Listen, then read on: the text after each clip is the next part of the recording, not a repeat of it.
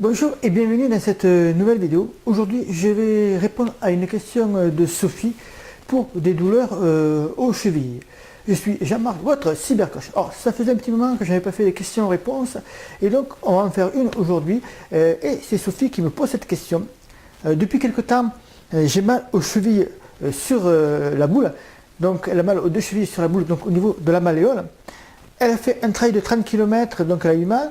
10 jours sans courir, cela a été passé, puis elle a refait un 18 km, en trail toujours, et à nouveau les douleurs. Alors, déjà, ce qu'on peut exclure, c'est une blessure.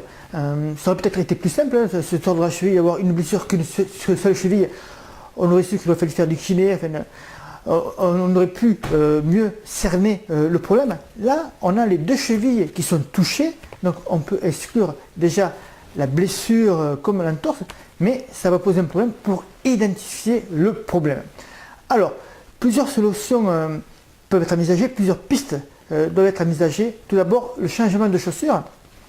On sait très bien que si on change de chaussures, il y a un temps d'adaptation pour vos pieds, tout ça, et que si vous changez de marque de chaussures ou de drop de chaussures, là aussi, votre corps a besoin de prendre ses marques, hein, et donc s'il attaque directement par les sorties trail, des sorties longues, il peut y avoir justement un petit déséquilibre qui fait qu'on peut ressentir des petites douleurs et des petites gênes comme cela. Ça, c'était le premier point. Le deuxième point que l'on peut envisager également, c'est tout simplement une raideur musculaire, hein, c'est-à-dire que vous avez par exemple une raideur au niveau du dos et du coup cela tire sur la chaîne musculaire, cela tire sur la chaîne squelettique et cela peut se ressentir notamment dans des douleurs au niveau des chevilles, au niveau de la malléole. J'ai déjà eu ce cas il y a quelques temps, il y a plusieurs années même. Et donc, là, il n'y a pas de 56 solutions. Vous allez voir un kiné, un ostéo qui va identifier le problème, voir si votre chaîne, l'ensemble de votre dos, votre chaîne musculaire et squelettique est bien en place, et s'il n'y a pas des raideurs qui pourraient jouer sur et entraîner des douleurs au niveau des chevilles. Ensuite, un autre souci que l'on peut envisager également, et là ça va concerner le podologue, c'est-à-dire que vous allez avoir peut-être une modification de votre posture de course sans que vous en rendiez compte forcément. Hein. C'est pas dû peut-être au changement de chaussure, mais ça peut entraîner un changement de posture, une foulée qui se raccourcit, une petite gêne quelque part, et du coup la foulée est modifiée, et du coup ça entraîne un changement de posture, un changement de votre foulée. Et là, il faut aller voir un podologue. C'est le podologue qui va déterminer avec un examen, un podologue sportif, je vais y revenir dans quelques secondes, un podologue sportif qui va déterminer à la base des examens ou de vous regarder courir, si cela peut venir de votre posture de course. Alors j'insiste bien sur podologue sportif, pourquoi? Parce que pour deux raisons. Tout d'abord, la première raison, qu'un podologue sportif a fait des études supplémentaires, enfin des études en plus par rapport au podologue, hein, il a dû faire une certification, une spécialisation supplémentaire de quelques mois. Et donc, il a été formé justement par rapport à la course à pied. Et donc, il a un bagage, on va dire, technique en plus par rapport au podologue normal, au podologue généraliste. Et la deuxième raison, c'est que très souvent, les podologues sportifs ont du matériel adéquat, c'est-à-dire ils ont un tapis de course avec des caméras ou des caméra pour analyser tout simplement vos foulées et votre posture. Donc très important ça, lorsque vous allez voir, vous avez besoin de semaine, que vous avez un petit problème comme ça, allez voir un podologue sportif. Ensuite, donc on a vu que ça pouvait être dû au changement de foulée, au changement de votre posture, aux chaussures, à une raideur musculaire qui engendre les douleurs au niveau des malléoles des chevilles. Enfin, un dernier point qu'on va voir ensemble, c'est l'entraînement. Une charge trop importante d'entraînement, mal calibrée, des entraînements pas assez planifiés ou mal programmés par rapport à votre niveau actuel. Hein, parce que là on voit que Sophie a fait les trails de 30 km, après un autre trail de 18 km. Donc il y a un entraînement qui va bien sûr avec ça, et peut-être la charge d'entraînement a été mal évaluée et elle se retrouve un petit peu en surentraînement, ce qui entraîne des douleurs ici et là. Donc voilà ce que doit faire Sophie, ce que vous devez faire également si vous avez des douleurs comme ça qui viennent des deux côtés. Essayez de voir sur ces 4 points-là ce que vous pouvez modifier ou voir s'il y a des choses qui ont changé des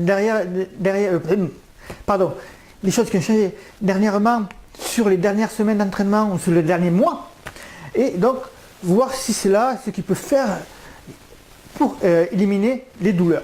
Enfin, on va parler de proprioception des chevilles, notamment l'exercice à réaliser pour rendre vos chevilles un peu plus souples. Et donc, il y a des vidéos qu'on retrouve sur notre chaîne YouTube ou sur nos sites qui parlent bien sûr du renforcement des chevilles, très important pour les trailers, mais aussi pour tout coureur sur route. Améliorer sa foulée, améliorer l'élasticité de vos chevilles, c'est très important également. Donc il y a des exercices à faire comme se mettre sur un pied en équilibre, par exemple, faire des squats sur le pied ou rester sur un pied et essayer de bouger un petit peu pour créer le déséquilibre. Et enfin, bien sûr, il y a des appareils que vous pouvez utiliser, je vous en ai montré quelques-uns. Hop, je reviens dans la caméra. Le premier appareil, c'est le Myolux. Donc vous mettez tout simplement votre pied dedans, vous mettez face au mur, sur un équilibre sur le pied qui a cet appareil, et vous voyez là, ici ça bouge, et donc ça entraîne automatiquement, ça entraîne votre cheville à travailler et à réagir en fonction du déséquilibre. Ça, c'est le premier produit que vous pouvez procurer. En moins cher, ben, ça n'est pas moins cher, je pense que oui, c'est moins cher. Voilà le deuxième, c'est un plateau de Freeman.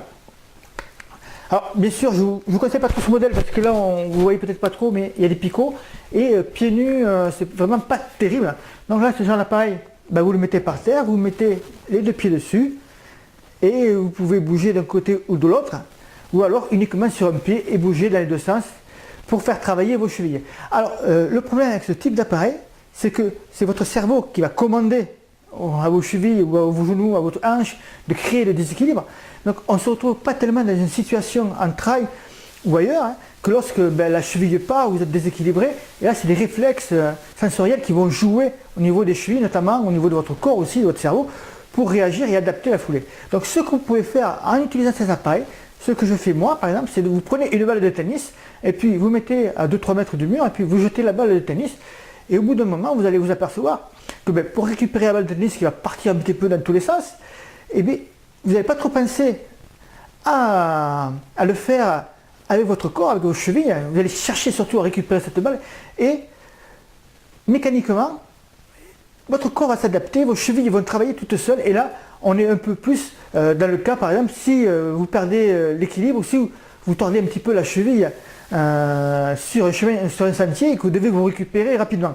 Donc, moi, c'est ce que je fais comme exercice et ce que je vous préconise de faire. Donc voilà, j'espère que cette vidéo vous a plu. Si vous avez des questions, n'hésitez pas à le faire en dessous de cette vidéo. J'y répondrai avec très grand plaisir. Je vous mets un lien également vers nos entraînements, notre programme entraînement efficace pour trailers, pour ceux qui veulent découvrir nos plans d'entraînement, nos vidéos et notre coaching individuel par rapport à ce programme-là. Je vous dis à bientôt, bon run et bye bye.